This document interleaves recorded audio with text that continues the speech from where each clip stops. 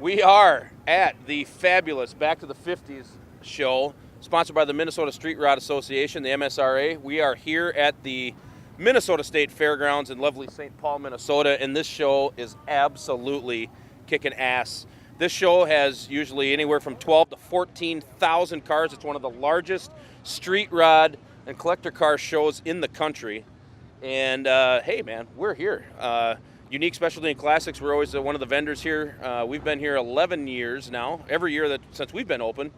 And thankfully, the show and our display both have grown every year, so it's been fun to watch. So, hey, we're cruising down Cooper Avenue right now, and it's in the evening. It must be 7 o'clock or so, and you can still see there are hundreds, well, actually thousands of cars that are still here, and I'm not exaggerating. Really, there's thousands of cars.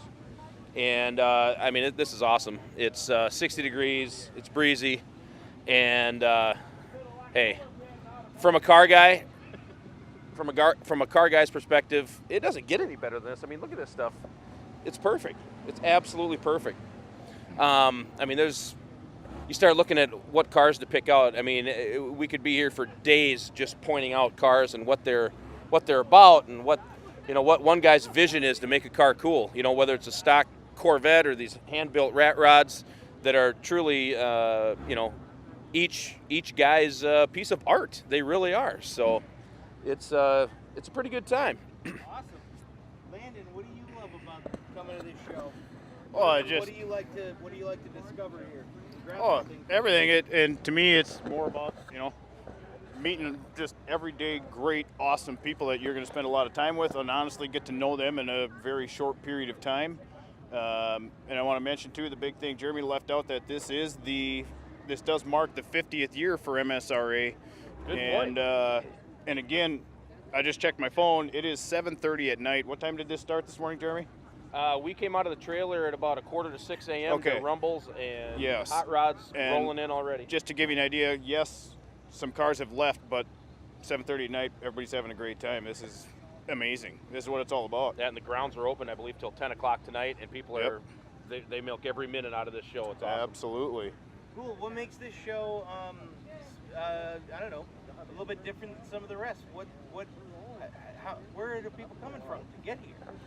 The people, I mean, obviously they're from all over. I mean, people come. In fact, we had 3 or 4 car guys that were here from Canada, various places in Canada. In fact, one of the gentlemen wants to consign his '56 Chevrolet with us while it's here at the show. So We actually met another gentleman from Norway that was here yep, today. guys from Norway. So I mean, yes, it's Minnesota Street Rod Association, but the reach of this show is incredibly, incredibly more far than that, and it shows with the variety of cars that we get in, or that the show gets in rather, is truly amazing. And honestly, bottom line, at the end of the day, it's a car guy reunion.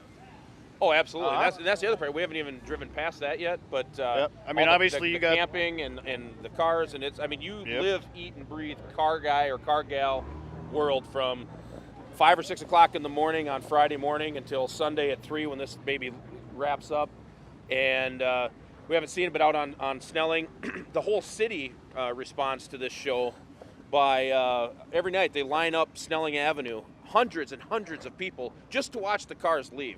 So even the people that aren't physically here at the show still get a chance to enjoy it as well. Hey, Parnelli, slow down. Hey, slow down. Slow down a little bit, bud. Okay.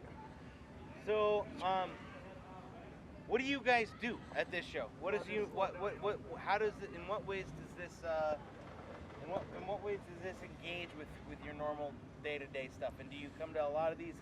And what's your game when you come here? What are you hoping for? Right. And we alluded to it before. The main thing that we're here for is just to enjoy the environment, just like the other however many thousands of people that are here, and to be here and enjoy it with them and meet people and establish relationships. That's where it's at.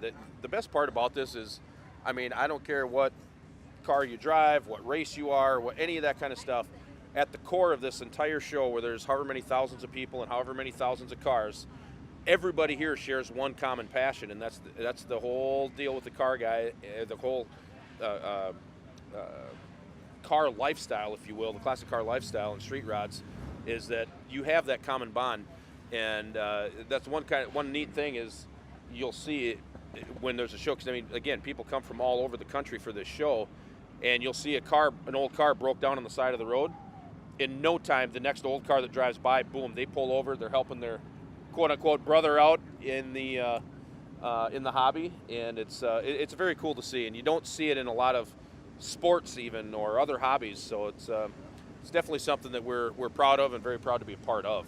Awesome. There's a camaraderie with this Absolutely, whole deal. that's the word I'm looking for. Absolutely, and it's a great big family, really, and and you start talking to folks that are, say they're searching for an old car. It's because of a memory, some sort of emotional attachment somewhere in their life.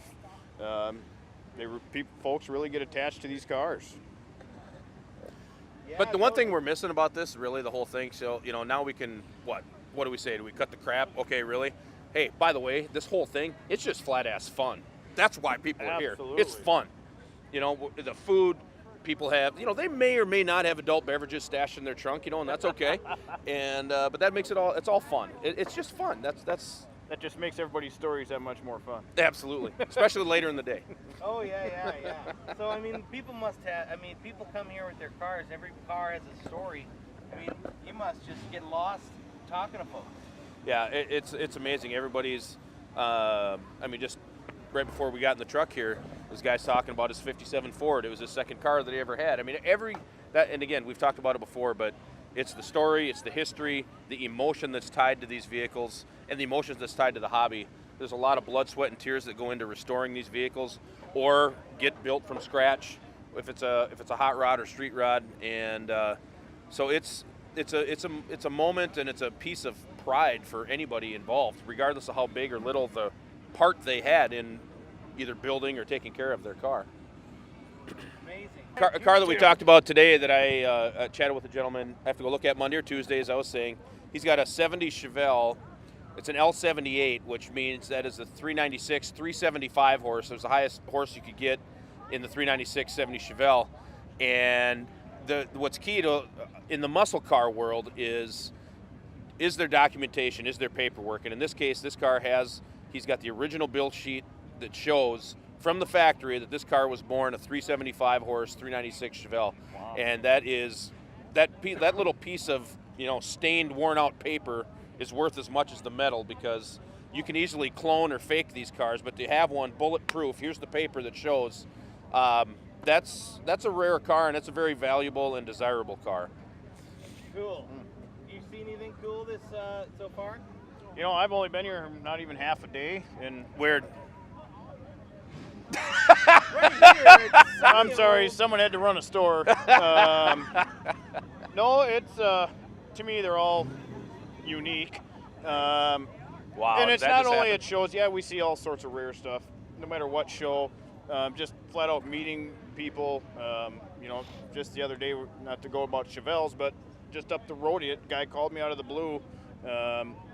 Had me come up, look at his collection of cars, and he ended up having I think it was a 71 Chevelle LS6, and it was a COPO car, which stands for Central Office Purchase Order.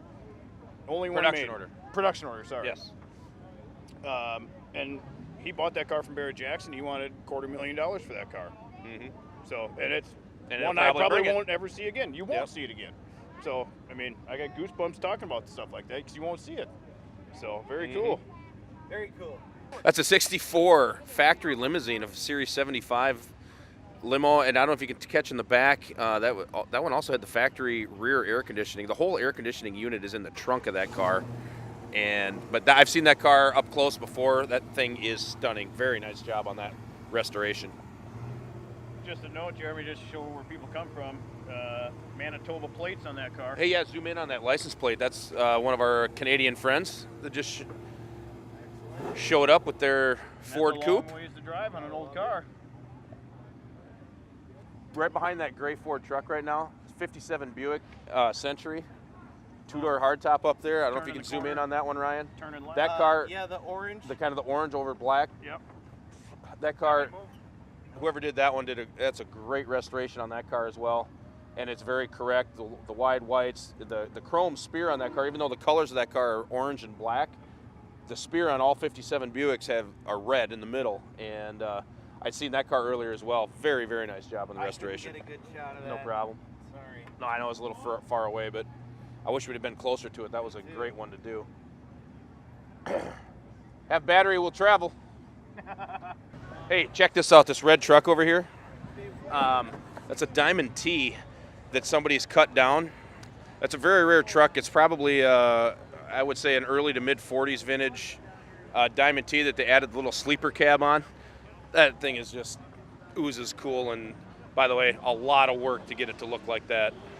Yep, check out this wagon. We got a 60 Chevy, 1960 Chevy Parkwood wagon that obviously has been lowered in an amazing restoration.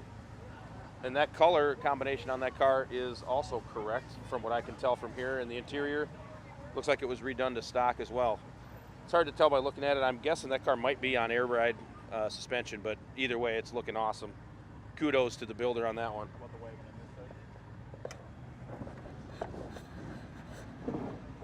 All right, on the red and white wagon up ahead here, Ryan. Got a 56 Chevrolet Handyman wagon, those are called. Now, a lot of people confuse those with a Nomad because it's only got 2 doors. However, the Handyman, the post right behind the front door is straight up and down. On a Nomad, it'll angle at about a 45-degree taper. The Nomads will typically bring a lot more money, but these Handymans are really coming, and I think they're fantastic looking. They really, and they're usable, and people really enjoy them. Wagons are coming on hot. I don't know if you've noticed as we're scrolling through here. There's a lot of wagons and a lot of cool things you can do with them. Hey, check this out on the left hand, or on our other side here. Here's one of the rat rods that you might see from the. What the heck happened to that vehicle department?